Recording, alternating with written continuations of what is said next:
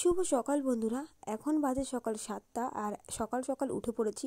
আজকে জানো তো মাঘী পূর্ণিমা আছে, তাই জন্য সকাল সকাল উঠে সমস্ত কাজ আমি একার হাতে সেরে নেব।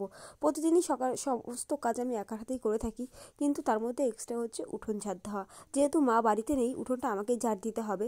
আর মাঘী পূর্ণিমা থাকলে একটু বাড়িতে একটু পরিষ্কার পরিচ্ছন্ন করার ব্যাপার থাকে, আর তাই জন্য সকালবেলা উঠেই আগে উঠোনটা ঝাড় দিয়ে নিচ্ছি। রান্না করতে করতে জল খাওয়াটা আমার অভ্যাস, কিন্তু আজকে রান্নাটা সকাল সকাল করব না, আগে বাসি কাজগুলো সারবো। কারণ কি, কালকে বাড়ি আসতে আসতে অনেকটা রাত হয়ে গেছে, তাই জন্য সেই সমস্ত কাজগুলো এখন কমপ্লিট করব।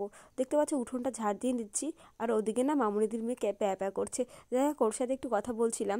এদিকে এই যে বলাই বাড়িতে রয়েছে, বলাইও কাজে যাবে, যার জন্য এই গাড়িটা বাইরে বার করে রেখেছে। আর উঠোনটা আমি ভালো করে ঝাড় দিয়ে নেওয়ার পর একা করে সমস্ত কাজ করে নেব। আজকে কিন্তু কুয়াশা, একদমই রোদ ওঠেনি। তোমরা সেটা আমার ভিডিওতে দেখেই বুঝতে পারছো, এতটা ঠান্ডা পড়েছে আজকে। হঠাৎ করে আবার ঠান্ডা কিন্তু প্রায় চলেই গিয়েছিল, বাট আবার নতুন করে আসছে মনে হয়। তোমাদের ওখানেও কি সেম? তো অবশ্যই কমেন্ট করে জানাতে পারো। প্রথমেই তো বললাম বাসি কাজ কিন্তু আমি সারিনি, সেই কাজগুলো এখনই আমি সারবো। আর তোমাদের আজকে একটা কথা বলবো, যে তোমরা সংসার খরচা তো মেয়েরাই আমরা চালিয়ে থাকি, কি করে তোমরা কিছু সেভিংস করতে পারো। আর একটুখানি আমরা যদি মেয়েরা হাত কষে রাখি, তাহলে কিন্তু একটু সেভিংস করা যায় বা ভবিষ্যতের ভাবা যায়। বুঝতেই পারছো, বর্তমান যুগে অনেকটা পরিশ্রম, অনেকটা খাটলেও তেমন কোনো ফায়দা থাকে না, বা তেমন কিছুই আমরা রাখতে পারি না। কিন্তু এগুলো যদি তোমরা করো, একটুখানি যদি সংযত হয়ে চলো, তাহলে তোমরাও কিছু না কিছু ভবিষ্যতের জন্য করতে পারবে।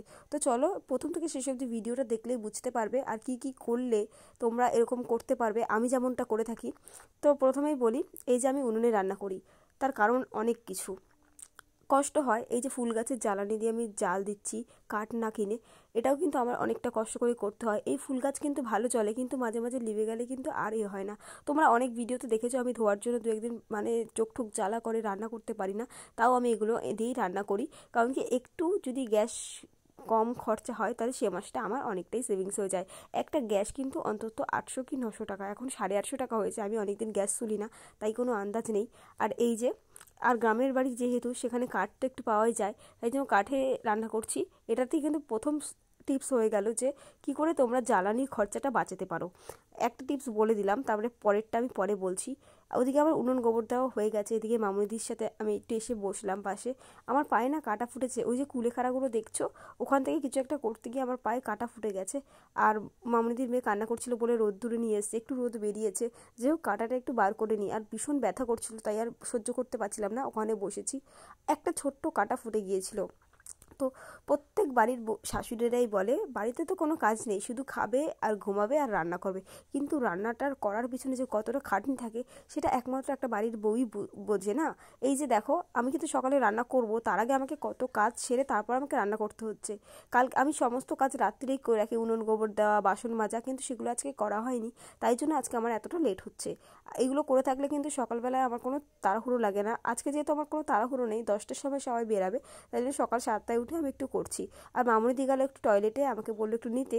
এমনি আমরা সারাদিনে একবার না একবার আমি ওকে নিই, তো আজকে একটু নিলাম। আর একটু মনটা খারাপ খারাপ লাগছে, ও না বাড়ি চলে যাবে এর মধ্যেই। যাই হোক, একটু নিই, যতদিন আছে বেশ ভালো লাগে। ওর নাম তৃষা। ওকে, ও সারা রাত্রির ঘুমোয় না জানো।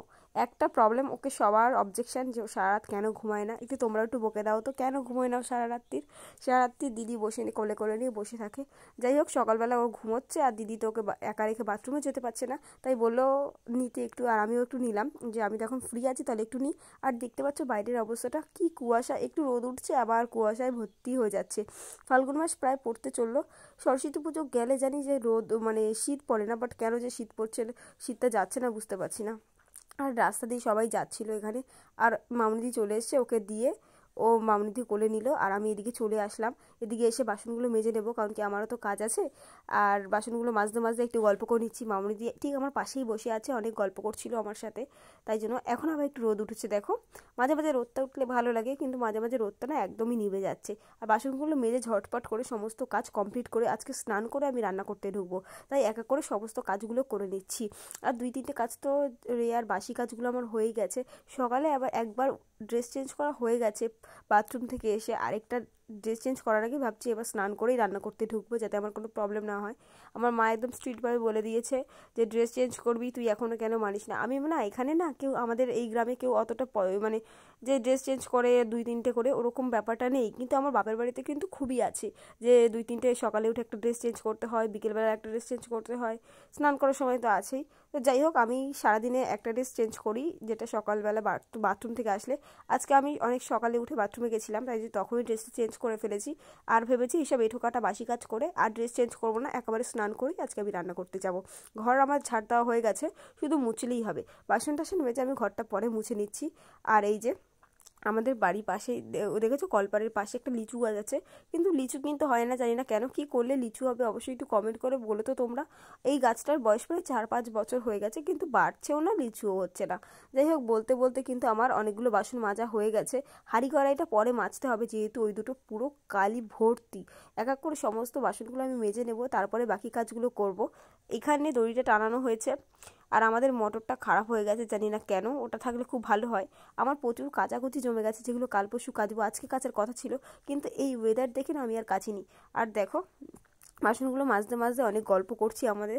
আর দরজা কিন্তু আমার খোলা দিয়েও লক্ষ্য রাখতে হচ্ছে, কারণ কি কখন ছাগল ঢুকে যায়, কখন মুরগি ঢুকে যায়। কিন্তু আমাদের মুরগি ছাগল নেই, বাট পাশে আসে তো আছে, সেটা আমাকে খেয়াল রাখতে হচ্ছে। আর মামাদির মেয়ের জামাকাপড়গুলো সমস্তটা মেলে দিয়েছে। এত হয়েছে যেহেতু বাচ্চা, ছোটো বাচ্চার জামাকাপড়গুলো, কিন্তু না রোদ উঠছে না বলে শুকাচ্ছে না। এদিকে আমার বাসন টাসন উপর দিয়ে ঘরে নিয়ে যাচ্ছি, বাসন টাসনগুলো সব মাজা হয়ে গেছে। আর স্নান দান করে আমি চলে এসেছি ছাদে, এবার একটু ফ্রেশ হয়ে রান্না করতে যাব। তো আজকের ভিডিওটা কেমন লাগলো অবশ্যই কমেন্ট করে জানিও। রান্নাবান্না করে বাকিটা তোমাদের সাথে পরের ভ্লগে শেষ করব। আর বাড়ির বউদের কী কাজ সেটা তো দেখতে পেলে না। আর এক এক করে তোমাদের সমস্ত টিপস দিয়ে দেবো, বাকি টিপসগুলো আমি পরের ভিডিওতে দেবো। আর আমার হেয়ার গ্রোথের একটা ভিডিও তোমাদের সাথে শেয়ার করব, যে আমি লম্বা চুল কী করে করলাম। তো ভিডিওটা ভালো লাগলে অবশ্যই লাইক করে দিও, প্লিজ আমাকে সাবস্ক্রাইব করো। ভিডিও ভালো লাগলে অবশ্যই একটা কমেন্ট করে দিয়ে যাও। আর ভিডিওটি ভালো লাগলে অবশ্যই শেয়ার করে আমার পাশে থাকো। ভিডিওটা ভালো লাগলে অবশ্যই লাইক, কমেন্ট, সাবস্ক্রাইব। টাটা, ভিডিওটা আজকে এই অবধি, বাই।